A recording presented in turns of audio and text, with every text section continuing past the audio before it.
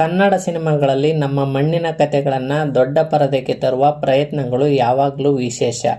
ಆ ಸಾಲಿಗೆ ಈಗ ಕರಾವಳಿ ಸಿನಿಮಾ ಕೂಡ ಸೇರುತ್ತೆ.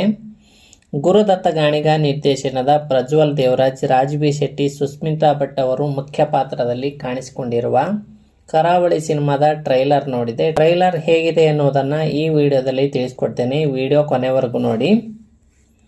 ಮೊದಲ ನೋಟಕ್ಕೆ ಈ ಟ್ರೈಲರ್ ಒಂದು ಸಾಮಾನ್ಯ ಮಾಸ್ ಸಿನಿಮಾ ಅನಿಸೋದಿಲ್ಲ. ಕರಾವಳಿಯ ಸಂಸ್ಕೃತಿ, ಕಂಬಳ, ಪ್ರಕೃತಿ ಮತ್ತು ಮನುಷ್ಯನ ನಡುವಿನ ಸಂಘರ್ಷವನ್ನು ತುಂಬ ನೈಜವಾಗಿ ತೋರಿಸುವ ಪ್ರಯತ್ನ ಇದರಲ್ಲಿ ಕಾಣಿಸುತ್ತೆ. ಟ್ರೈಲರ್ನ ಪ್ರತಿಯೊಂದು ಫ್ರೇಮ್ಗೂ ಒಂದು ರಾ ಫೀಲ್ ಇದೆ. ಪ್ರಜ್ವಲ್ ದೇವರಾಜ್ ಅವರ ಲುಕ್ ಈ ಬಾರಿ ವಿಭಿನ್ನವಾಗಿದೆ. ಪಾತ್ರದೊಳಗೆ ಅವರು ಸಂಪೂರ್ಣವಾಗಿ ಬೆರೆತಿರುವ ಅನುಭವ ಟ್ರೈಲರ್ನಿಂದ ಗೊತ್ತಾಗುತ್ತೆ. ಮತ್ತೊಂದೆಡೆ ರಾಜ್ ಬಿ ಶೆಟ್ಟಿ ಅವರ ಸ್ಕ್ರೀನ್ ಪ್ರೆಸೆನ್ಸ್ ಕಥೆಯ ಮೇಲೆ ಇನ್ನಷ್ಟು ಕುತೂಹಲವನ್ನು ಮೂಡಿಸುತ್ತೆ. ಇವರಿಬ್ಬರ ನಡುವಿನ ಸಂಘರ್ಷ ಸಿನಿಮಾದ ಪ್ರಮುಖ ಆಕರ್ಷಣೆಯಾಗಬಹುದು ಎಂಬ ಸೂಚನೆ ಟ್ರೈಲರ್ ಕೊಡುತ್ತೆ. ಟೆಕ್ನಿಕಲ್ ಅಂಶಗಳನ್ನು ನೋಡೋದಾದರೆ ಸಿನಿಮಾಟೋಗ್ರಫಿ ಕರಾವಳಿಯ ಸೌಂದರ್ಯವನ್ನು ಅದ್ಭುತವಾಗಿ ಸೆರೆ ಹಿಡಿದಿದೆ. ಸಚಿನ್ ಬಸ್ರೂರ್ ಅವರ ಹಿನ್ನೆಲೆ ಸಂಗೀತ ಟ್ರೈಲರ್ಗೆ ಮತ್ತೊಂದು ಇಂಟೆನ್ಸ್ ಫೀಲ್ ನೀಡುತ್ತೆ. ಪ್ರತಿಯೊಂದು ಶಾಟ್ಗೂ ಬ್ಯಾಕ್ಗ್ರೌಂಡ್ ಸ್ಕೋರ್ ಚೆನ್ನಾಗಿ ಹೊಂದಿಕೊಂಡಿದೆ. ಆದರೆ ಡಬ್ಬಿಂಗ್ನಲ್ಲಿ ಪ್ರಜ್ವಲ್ ದೇವರಾಜ್ ಅವರ ಧ್ವನಿ ಇಲ್ಲದಿರುವುದು ರಿಯಲಿಸ್ಟಿಕ್ ಫೀಲ್ ಕೊಡಲ್ಲ.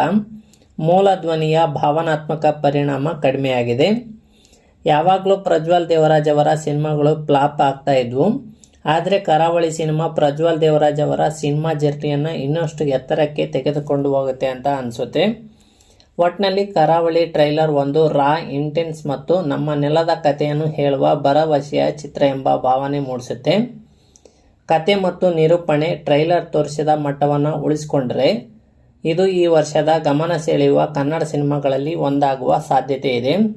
ನೀವು ಈಗಾಗಲೇ ಕರಾವಳಿ ಟ್ರೈಲರ್ ನೋಡಿದ್ರಿ, ಹೇಗಿದೆ ಅಂತ ಕಮೆಂಟ್ ಮಾಡಿ. ವಿಡಿಯೋ ಇಷ್ಟ ಆಗಿದ್ರೆ ಲೈಕ್ ಮಾಡಿ. ಇದೇ ರೀತಿಯ ಸಿನಿಮಾ ಕಂಟೆಂಟ್ಗಾಗಿ ನನ್ನ ಚಾನಲ್ ಸಬ್ಸ್ಕ್ರೈಬ್ ಮಾಡಿ, ಬೆಲ್ ಐಕಾನ್ ಕ್ಲಿಕ್ ಮಾಡಿ. ಮುಂದಿನ ವಿಡಿಯೋದಲ್ಲಿ ಸಿಗೋಣ. ಬಾಯ್ ಬಾಯ್.